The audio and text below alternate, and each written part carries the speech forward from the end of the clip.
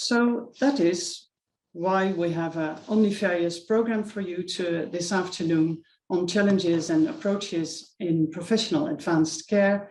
And we start with Marleen, and it's with great pleasure that I hand the microphone to you, Marleen, on challenges and practice-based approaches in professional advanced care. And I propose to all the listeners to keep your questions to the end of our session.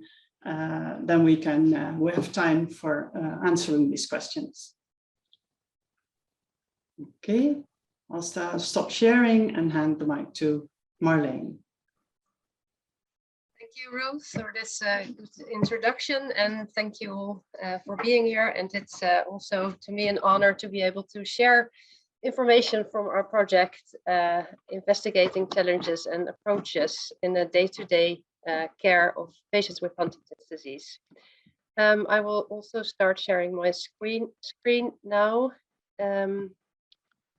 Let's see. Wait.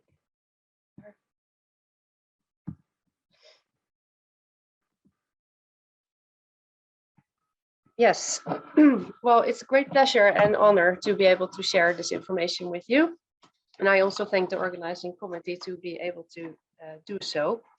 I will, in this presentation, inform about information that we've gathered as part of a research project done in Norway, where we really wanted to listen to the voice of the primary care professionals dealing and providing care to patients with advanced HD. They're all taken up by providing good quality of care, and there may be challenges with this and also ways to overcome this. We'll just give a brief background information on the study to describe the context, and then I will go into these challenges and approaches, which I will illustrate with quotes from the participants. I round up with some take-home messages.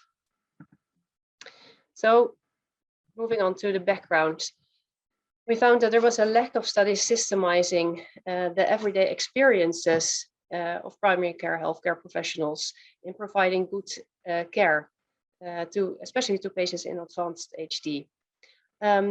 We found that gaining insight into these challenges and how to deal with this would give us important information about the needs also of primary care health professionals who deliver these services, and doing that in the best way, which we think would reflect on the well-being and the quality of life of the patients. This was based on focus group interviews where 22 healthcare professionals participated with a wide variety of age. They were nurses and specialized nurses, healthcare workers and social educators, with a working experiences from being really fresh and energetic to being very experienced with long experience. Our participants were working in the primary health care in nursing homes, both specialized and non-specialized wards, and in the community home care. So specifically, we really wanted to find out whether, and we assumed that that there would be challenges in being able to provide good care to patients in advanced Huntington's disease. And we were very interested in what these challenges are and how they actually deal with that, and whether they have approaches and ways of managing these challenges hands-on in their day-to-day practice. So now I will go into some of the challenges that they report. I would say there were several groups of challenges, which I will go through. This is not, what I'm going to tell you is not exhaustive. There are much more things that they reported, but in the interest of time, that's not possible. So I will highlight a number of these challenges and approaches. Marleen, are you aware that the presentation is not coming through? No. The presentation, you're in. Oh, I'm so sorry. That is really, oh my God. How is that possible? Try it again. Sorry, now I'm. I can't see. Ruth, I just see you now.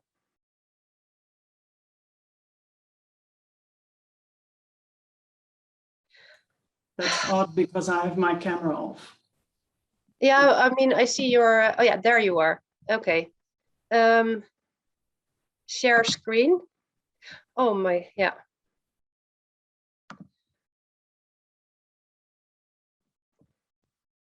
My sincere apologies for this. This is really not what I've envisioned.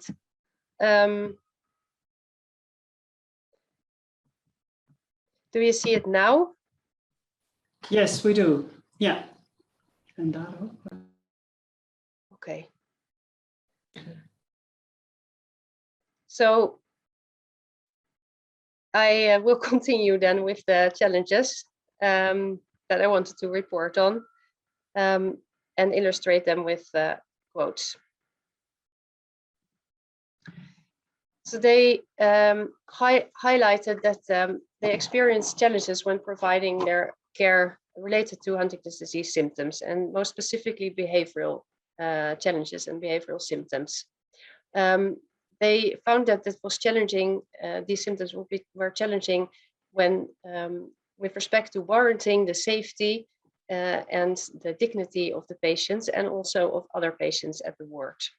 So things like verbal and physical aggression directed at the primary health carers, but also other patients, the repetitive behavior where people really were wanting things in the same way or repetitively, or were really refusing things, but also indirect, like aggression as a result of being unable to communicate what they really wanted, and then things like nutrition and eating.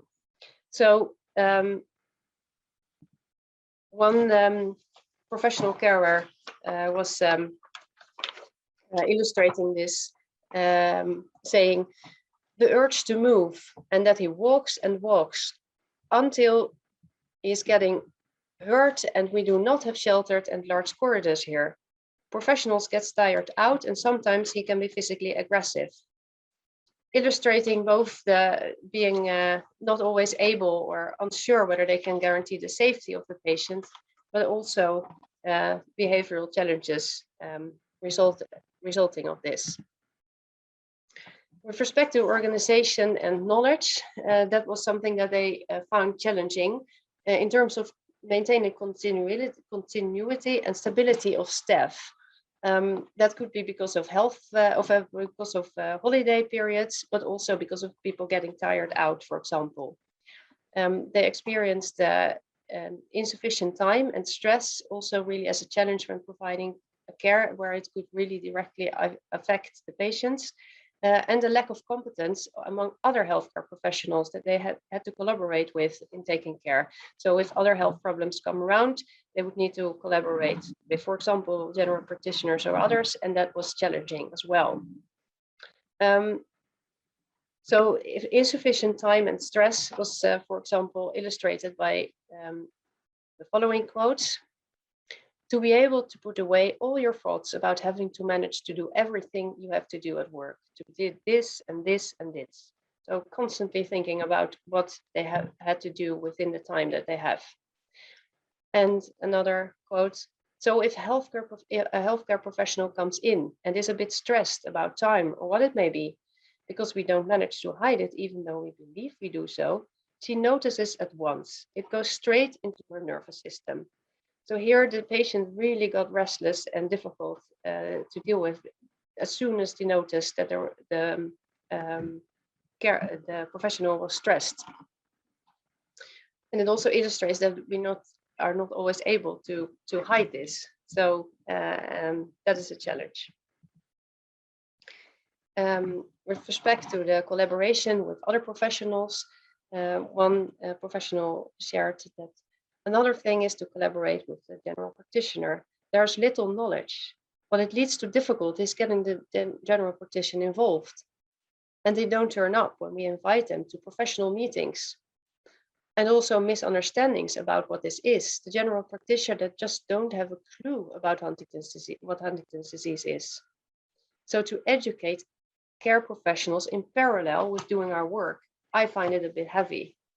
So you could say that they experience challenges by, in a way, getting additional tasks. And it is important that they are able to collaborate with other healthcare professionals. So, and then they dealt with it. But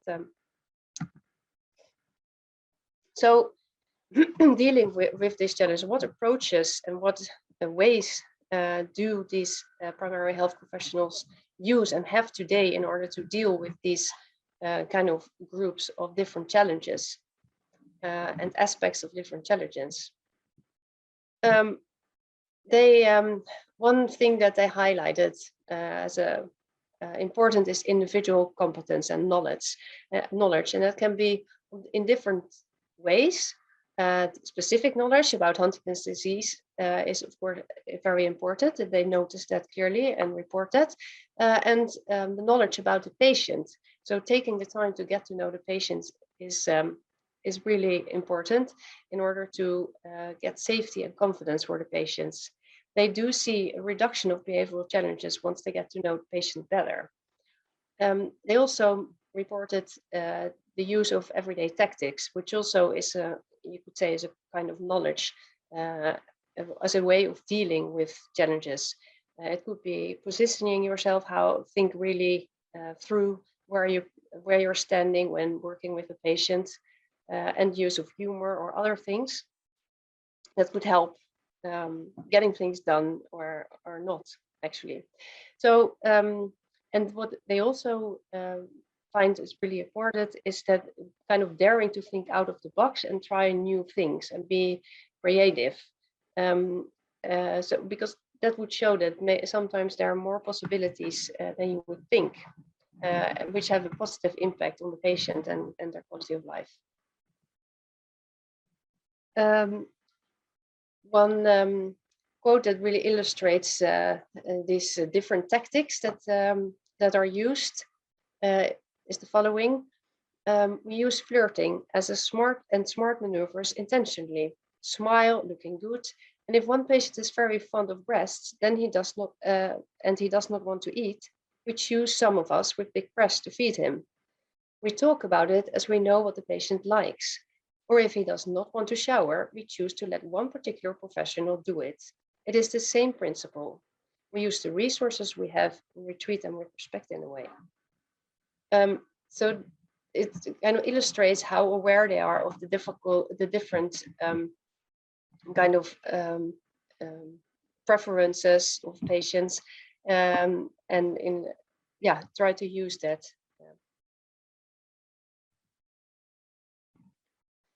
Working as a team is something that was really a way of overcoming a lot of challenges and a lot of problems when dealing with patients. We know all that it can change quickly for patients, and they highlight that being a team, a real team, is really important, and that entails having a continuous dialogue, being there for each other, even if that would mean sometimes being available outside of formal working hours, taking longer time after shifts, for example, or calling each other after work, things like that.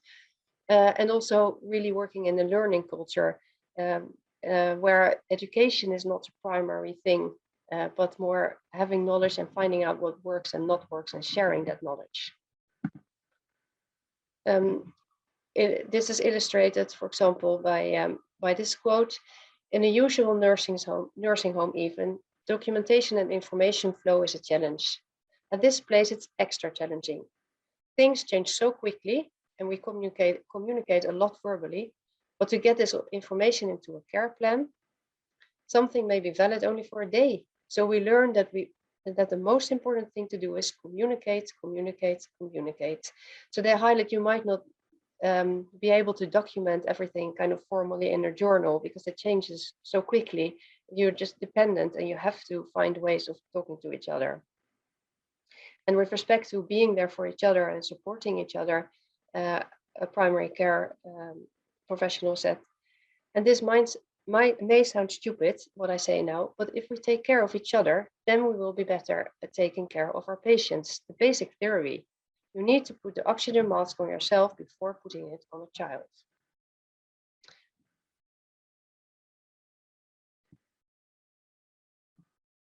With respect to this learning culture, one participant said, we have a formal structure, but we talk a lot. We listen to a stand-in if something has worked. You cannot say, no, this will not work because I have a higher education than you.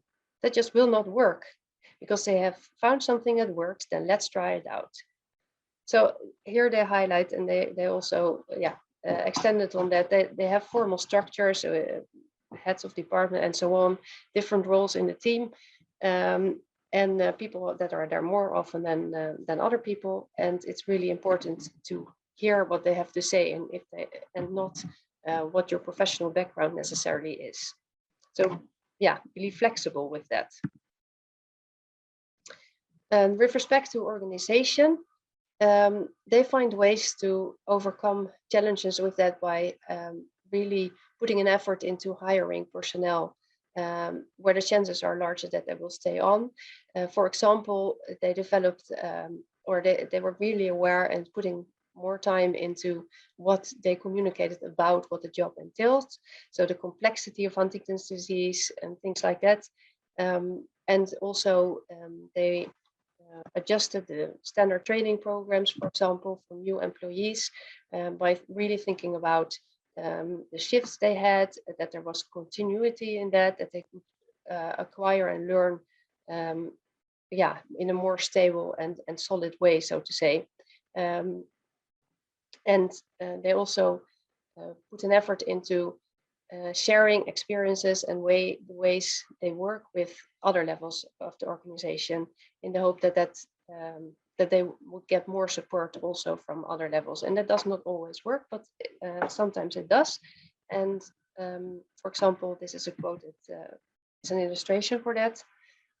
In order to understand how exhausting it can be in the longer term, from thinking we have to fix this, deal with this, we have to deal with this in a sensible manner. So maybe they need to, or they now wish to affiliate a psychologist to the department, and not for the patients primarily, but for the personnel. So right, in order to have regular reflection meetings. So here they communicated and explained to the level above what they were needing in order to make sure that they were able to take care of each other, for example, and be there for patients. And this was seriously considered.